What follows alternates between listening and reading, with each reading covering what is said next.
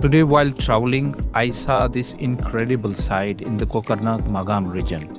These stunning ice formations were created after a water pipe burst due to extreme cold. With temperatures dropping below freezing, the water turned into these beautiful natural sculptures. Each icicle looks like a piece of art carved by winter itself. This is nature's raw beauty in full display. Harsh yet breathtaking, moments like these that make winter in Kashmir truly magical.